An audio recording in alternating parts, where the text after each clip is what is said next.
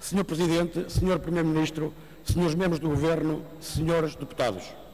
Procedemos agora ao encerramento da discussão na generalidade do pior orçamento da nossa história democrática. O pior orçamento para o país e o pior orçamento para a generalidade dos portugueses.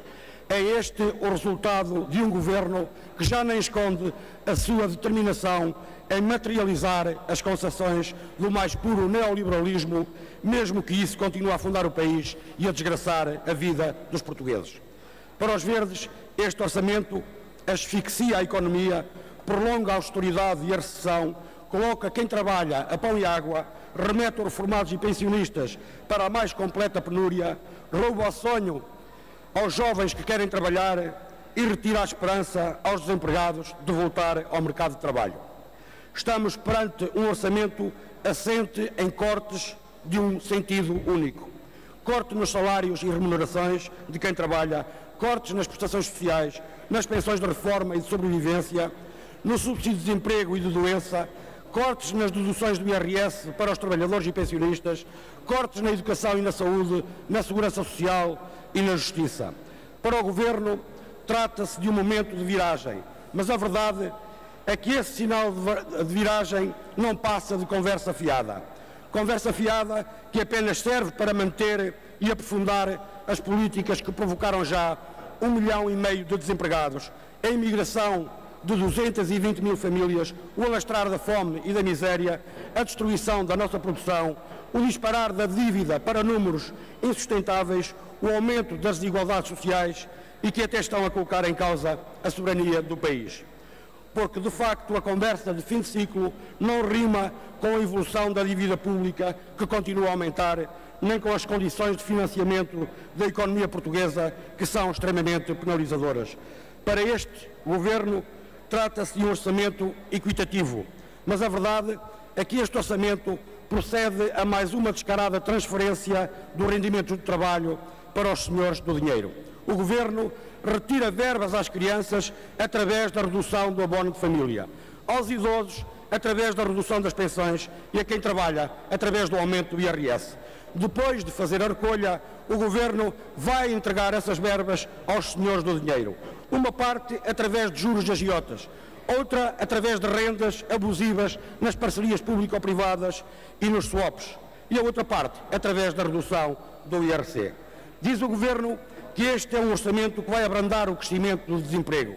Mas a verdade é que o Governo, neste orçamento, mantém o objetivo da redução anual de pelo menos 2% do número de trabalhadores da Administração Central e Regional, bem como das autarquias locais, e impõe o despedimento de pelo menos 3% nas empresas públicas. Trata-se de um orçamento que não apresenta qualquer estímulo à economia e que assenta num cenário macroeconómico completamente surreal.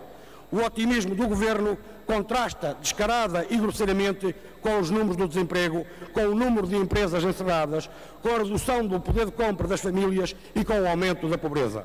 Um orçamento que reflete o quanto este Governo convive mal com o Estado Social e a forma como encara as funções sociais do Estado. As famílias deixam de ter apoio do Estado porque o Governo virou-lhes as costas, porque o Governo deixou de se preocupar com as suas responsabilidades sociais. Os serviços públicos são matérias estranhas a este Governo. A educação conhece cortes de bradar aos céus. O Ministério da Saúde confunde-se cada vez mais com uma Secretaria de Estado do Ministério das Finanças. A Justiça é cada vez mais só para alguns. E o Ministério do Ambiente, no meio de tantos memorandos, tende a desaparecer ou a transformar-se numa direção-geral do Ministério da Economia para tornar mais lucrativa a infeliz pretensão do Governo em promover a valorização económica dos ecossistemas. De facto, com este Governo e com este orçamento, estamos a exigir mais dos cidadãos do que aquilo que lhes estamos a dar. O Governo ignora o essencial no Estado de Direito. E o essencial é que tem de haver algum equilíbrio entre a receita e o que o Estado disponibiliza aos cidadãos. Os portugueses levam com uma brutal carga fiscal, assistem à redução dos seus salários, das reformas e das pensões, trabalham mais horas, trabalham em alguns feriados como hoje, trabalham mais anos para se poderem reformar e quando precisam do Estado, o Estado não está presente.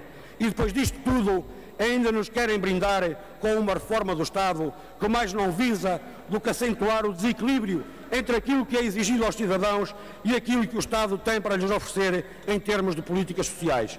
Com este orçamento e com estas políticas não vamos a lado nenhum. Não resolvemos o problema da nossa economia, do desemprego, da dívida e não resolvemos o problema do déficit. E, portanto, não será necessário ser adivinho para se perceber que com este orçamento vamos ter mais dor e menos ajustamento. É, pois, tempo do Governo olhar para a nossa produção e perceber que se não produzimos, não criamos riqueza, e se não criamos riqueza, nunca conseguiremos ter condições para pagar a dívida. É neste quadro que os Verdes querem lembrar ao Governo que é a Constituição, não é a Constituição que tem de se conformar com as políticas do Governo.